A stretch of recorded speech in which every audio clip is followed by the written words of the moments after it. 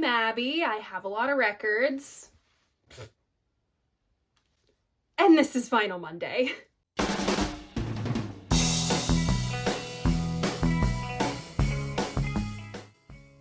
So welcome back, or welcome if this is your first time here.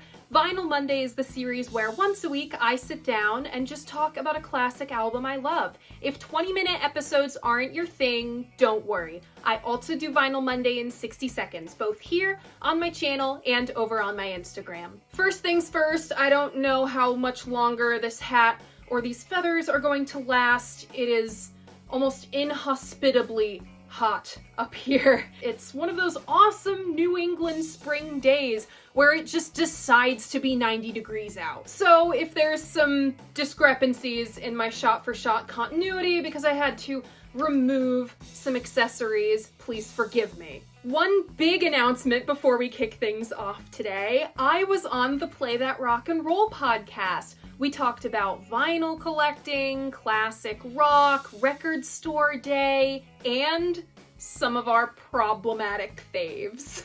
Like Eric Clapton, not like his records are central to my presence on the internet or anything. It's out now. I posted it over on my community tab on Friday. It will be linked in this description today. Joe, thank you so much for having me on the show. It was a really fun conversation. Let me move my feathers so I can reach this week's album.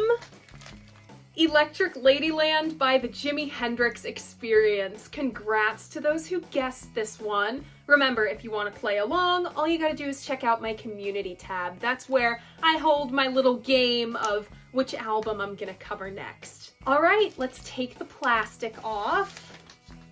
My copy is a repress, and this is one of those awful pressings in which the A and D side share a disc, and the B and C sides are on the second. So let me try my best to explain how automatic turntables worked. So you'd have side one playing as usual. Once side one is done, it automatically drops disc 2 to play side 2. Then you only have to get up once to flip both records stacked on top of each other instead of getting up 3 times. Now, these were really bad for your records, kind of destroyed them with all that dropping and scuffing, and the pressings are annoying to deal with when you don't have a player like that, so I suggest you avoid them. But unfortunately, it seems that's not really possible to avoid with Electric Ladyland. Now that I've discussed the quirks of this pressing, let's talk about this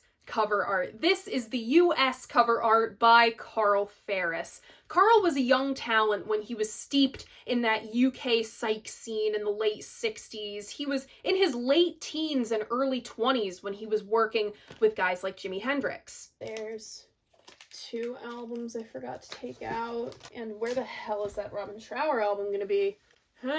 See, this is what happens when you're not prepared. You have to stop the whole operation to remember how the alphabet goes so you can find this one Robin Trower record. How cool is that? Looking at this cover, I think this might have influenced Bruce Steinberg's approach for Janis's Cosmic Blues cover, and I'm almost certain that Electric Ladyland inspired the back cover of my favorite Robin Trower album, For Earth Below. This whole record is like a love letter to Jimi Hendrix, so I love that this cover kind of referenced US Electric Ladyland. And now for the doozy that was the UK cover. So Hendrix had awful luck with his album art. See the Axis Bold as Love debacle. He was not happy with this cover. So after the Axis fiasco, Jimmy says, okay,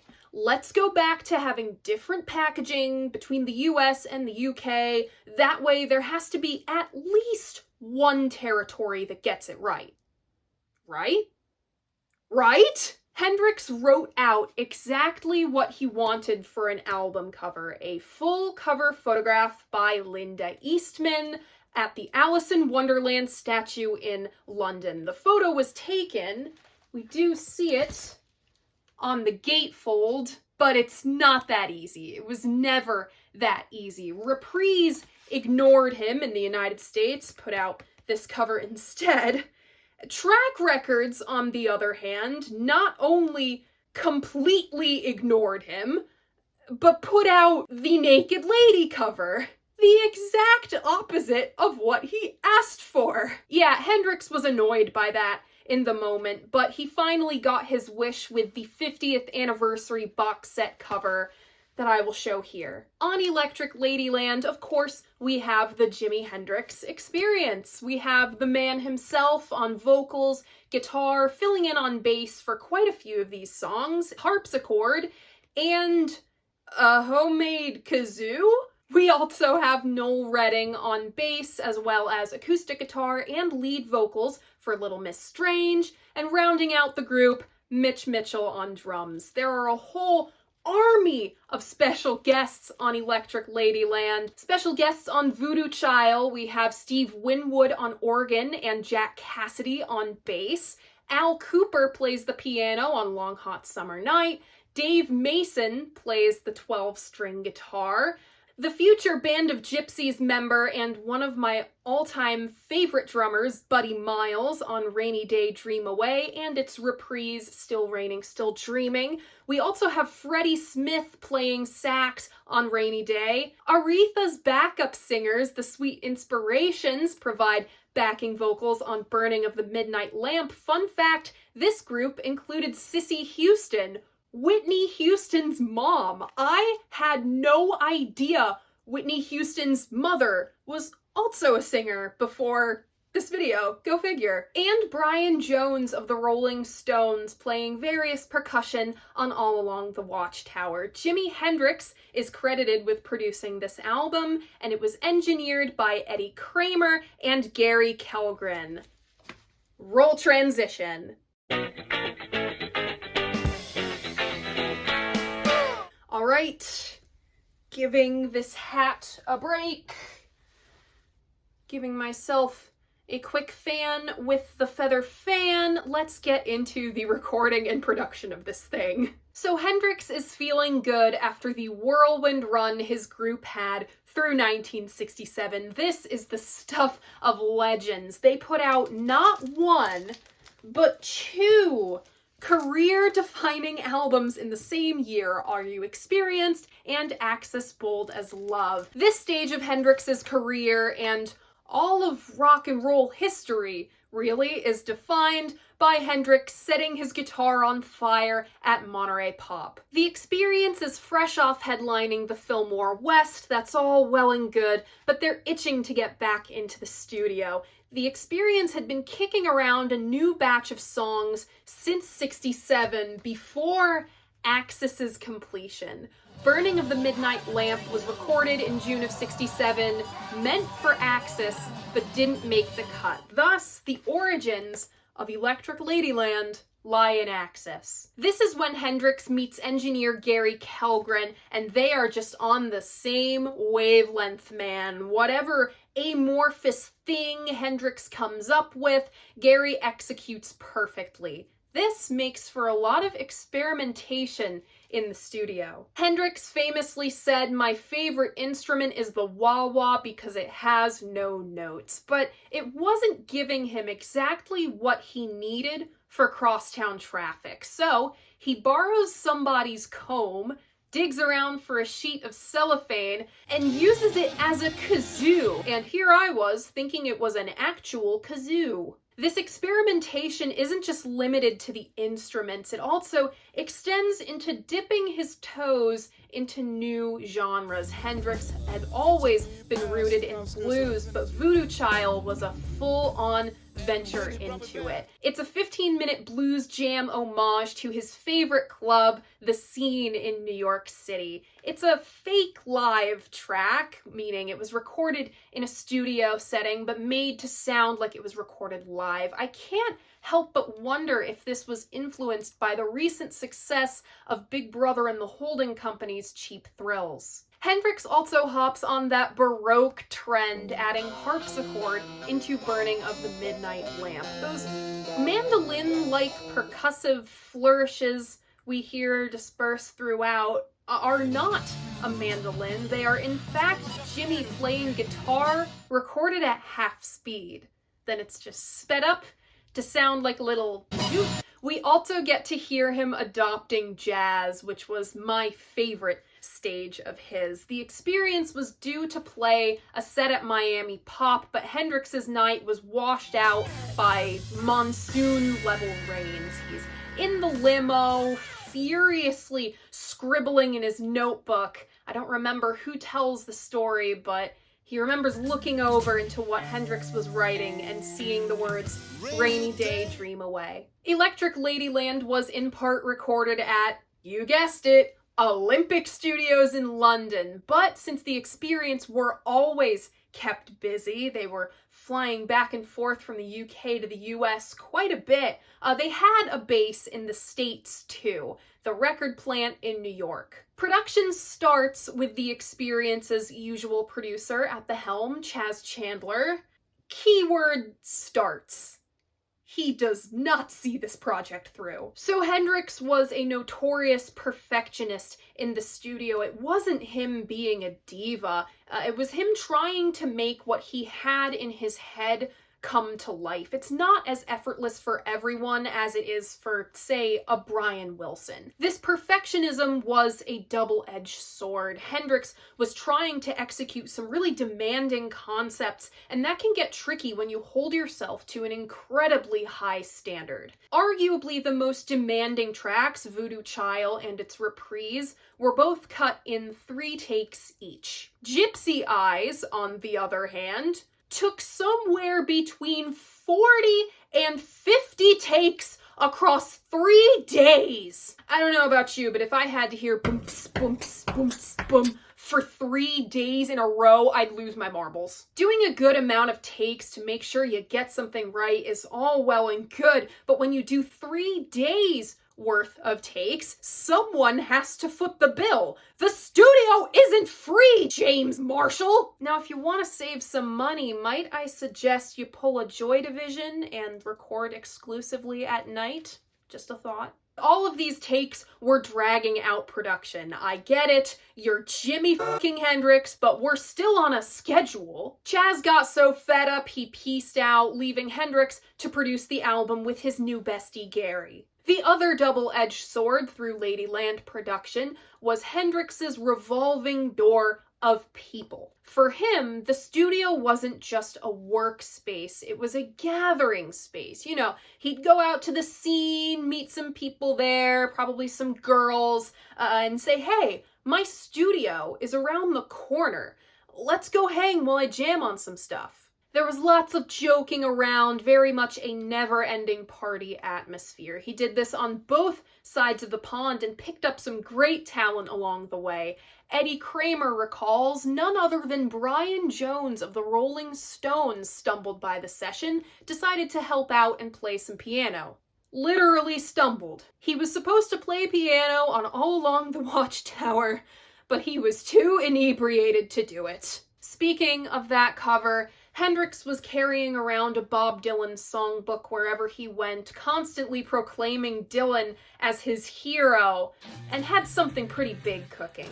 Anyway, Noel is a little done with the circus. He described there being so many people in the studio. You were packed shoulder to shoulder together. You couldn't move, let alone work.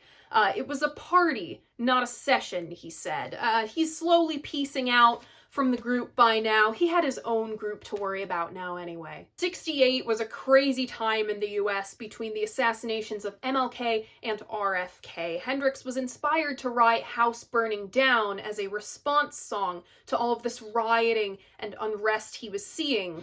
Learn instead of burn. But if you know me and the corners of 60s counterculture that I focus on, you might know that I took particular interest in the ending of House Burning Down. Eddie Kramer, in a documentary, isolates this part. It's a guitar made to sound like a panther growl. Is this a reference to the Black Panthers? Whatever Hendrix meant by that, it was surely intentional, as was the rest of Electric Ladyland. He said it wasn't just slapped together. Every little thing on here means something. The track listing of Electric Ladyland goes as follows.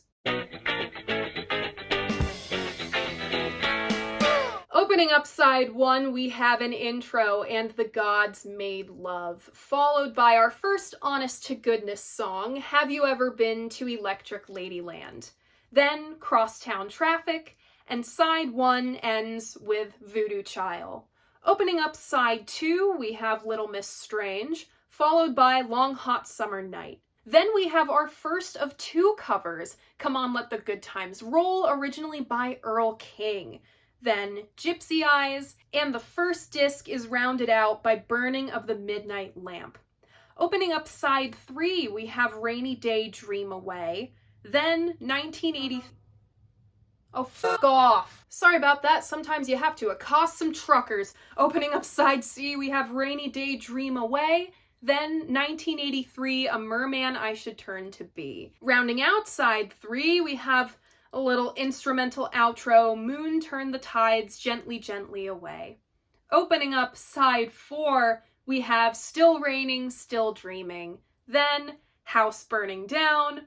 Next, that Bob Dylan cover, All Along the Watchtower. And the album closes with Voodoo Child, Slight Return. Now, it's interesting to note the UK release title of that last one. There are a few alternate UK titles, usually just swapping out punctuation or adding a the, but this one is markedly different. Voodoo Child, Slight Return. Electric Ladyland was released in October of 1968, and the resounding opinion of music critics at the time was, huh?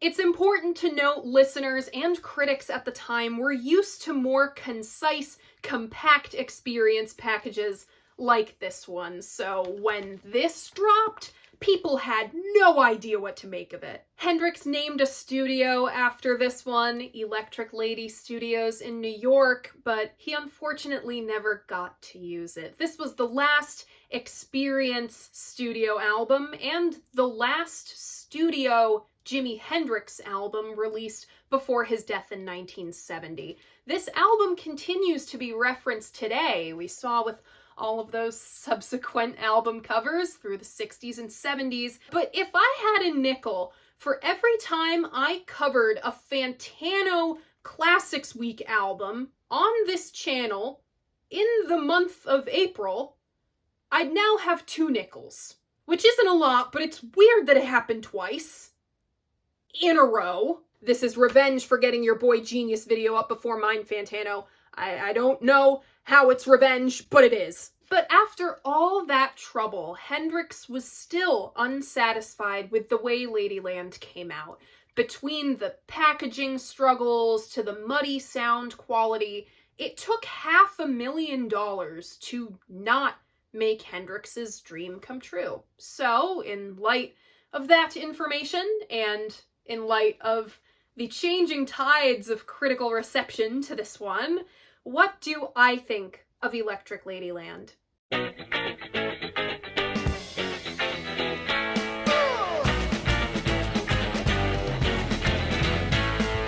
So last week I covered a band whose most complete artistic statement was unfortunately just their debut, Joy Division Unknown Pleasures, and now I'm covering a group whose most complete artistic statement was their last album, so that's a cool connection to have going in. Why, yes, I have been to Electric Ladyland, and what about it? As great as the pop tunes on this record are, you know, Watchtower, Slight Return, enough has been said about those. I'm gonna venture off into the other cuts. And obviously I can't talk about every song. This is a double album, so I'm gonna focus on the cuts that encapsulate this album's brightest spots. First off, you can always tell when a band had a super communal vibe going on in the studio. Think Aeroplane, Blonde on Blonde, Their Satanic Majesties Request, the album that I will always go to bat for. And I think more bands should use this approach because it literally always works.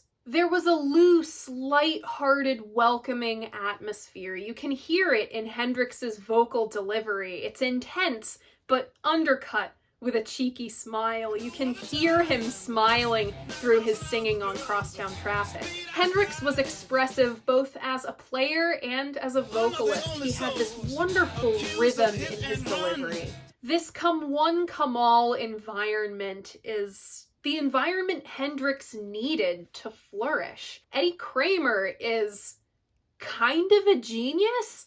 His work on Hendrix's records, him and Gary, both kind of genius. Their work executing Hendrix's big ideas remains unmatched. They're two of the best to ever do it. This channel stands audio engineers. Digging into this album's structure, side B is much more straightforward rock, more 3 and 4 minute cuts. I think this was probably most influenced by Chaz Chandler. He strongly preferred the radio-friendly experience. See, are you experienced? Side 3 ventures into the murky depths of wacky acid rock. With 1983, this side gets weird. And something about sides A and D, something I can't quite put my finger on, makes them feel like mirror images of each other. Again, looking at the structures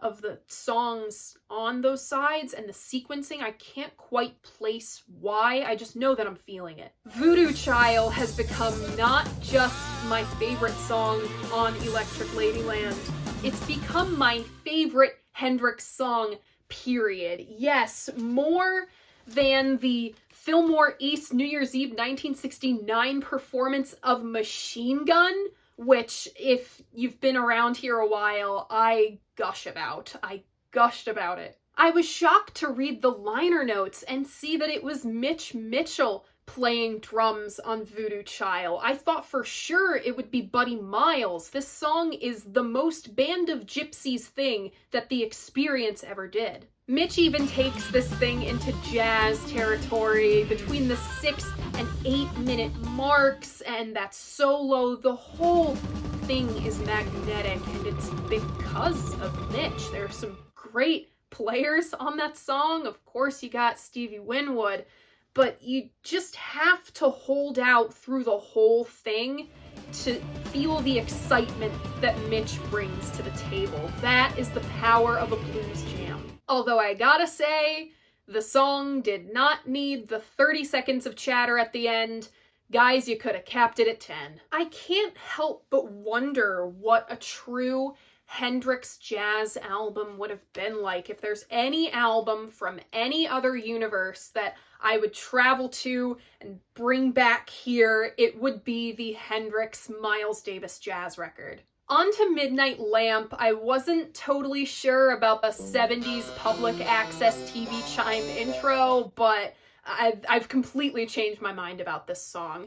Through this album, specifically Midnight Lamp, I learned to appreciate Noel and Mitch as a unit. Brief tangent, Eddie Kramer isolating Noel's bass part on this song solidified everything that I've ever said about Noel Redding as a player. He really drives alongside Mitch. Great tone, very dirty tone, hot. Noel Redding was hot. I have such a type, it's actually pitiful. His moment on Little Miss Strange is so quintessentially British. I love Stop at the Fillmore, and I love this song for it. Bursting with Noel's flair, not only as a vocalist, but as a rhythm guitarist. Remember, Noel was a guitarist before The Experience. Back to Midnight. It's the hidden gem amongst the radio-friendly length short and sweets. It's glittering, dazzling, a perfect end for the first disc. Blows this album's closer out of the water, if you ask me. Electric Ladyland is not concise by any means. If you're used to concise Hendrix packages like Are You Experienced, like Axis, this is not for you. Sometimes I felt like a buoy, lost at sea, wondering when I'll come back to shore. And Gypsy Eyes did not need 50 takes. It did not need to be here at all. As much as I like the D-side, this is where we run into issues with the mix. Hendrix was right. this mix can get weird. His volume is just so loud through Still Raining, Still Dreaming, House Burning Down, that it just totally whacks those songs out. Still Raining, Still Dreaming is superior to Rainy Day Dream Away. That breakdown is some of the heaviest shit Hendrix ever did. I love those counts at the end. And the wah-wah pedal is definitely carrying the cadence of a human voice. It's like Hendrix's girlfriend calling him up in the middle of the night saying, "Hey, Jimmy, where the hell have you been? We were supposed to get dinner, remember?" And Mitch's fill at the end. Just, yes! Still Raining, Still Dreaming is dizzying. It brings ultimate satisfaction. I won't knock its predecessor, Rainy Day Dream Away. It starts off so cool. Cool jazz saxophone, cool kick-backed licks, counterpart to its scorching hot reprise. Really intriguing. The solo kind of comes out of nowhere and cranks up the temperature. Rainy Day Dream Away's ending is literally the beginning of Still Raining, Still Dreaming. I'm not kidding. Like, it's literally the same take of the same solo and everything. To prove my point, I used the sample of Rainy Day Dream Away while I was talking about Still Raining, Still Dreaming, and vice versa, and you probably didn't notice. They literally just split this song down the middle, added a fade out, and called it a day.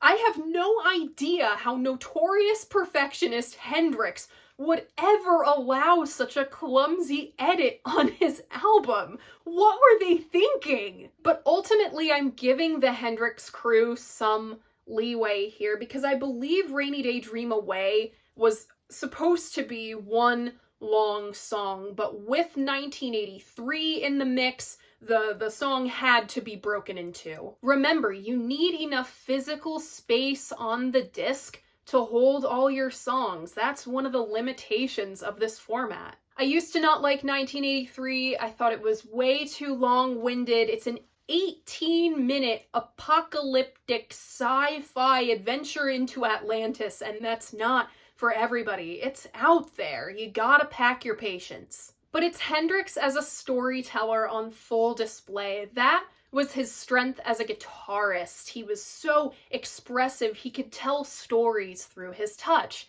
The nagging girlfriend, sassy wah-wah on Still Raining, Still Dreaming. The panther at the end of House Burning Down. That descending line down and down and down until it just explodes like someone's thrown a Molotov cocktail through the window. Woodstock Star Spangled Banner. He's not the only expressive player on this record. Again, ups to Mitch Mitchell. His percussion to sound like buoys bouncing in the waves, washes on that cymbal bubbling up from the surface. Christ, that solo 8 minutes in, those fills kill me. Shit, I think Mitch Mitchell is one of my favorite drummers now. It's hard to pull off two 15-minute plus tracks on the same album, but it works here. I could keep digging into this album every song by song, and it would be an hour-long video. It's really beautiful how much you can get out of this record. I genuinely cannot decide which is the strongest side. For me, it's between A and D. They're exercises in the experience and Friends' full breadth of skill. But then you have Burning the Midnight Lamp into the seaside. It's so vivid, it sucks you right into its world. I can practically smell the incense burning. Electric Ladyland was supposed to be, oh gosh, it was supposed to be a turning point for Hendrix. This was supposed to be remembered as a transitional record, but instead, it was the zenith. I wish Electric Ladyland had gotten to be remembered as his transitional album because it carries that anticipation. Every minute of this album's runtime was intentional, and that is what makes a good double record. It's ambitious, it's lush, it was boundary pushing, it's aging surprisingly well considering it is such a product of its time. It set the bar for Psych moving forward. And looking back, I'm not sure anyone else could top it.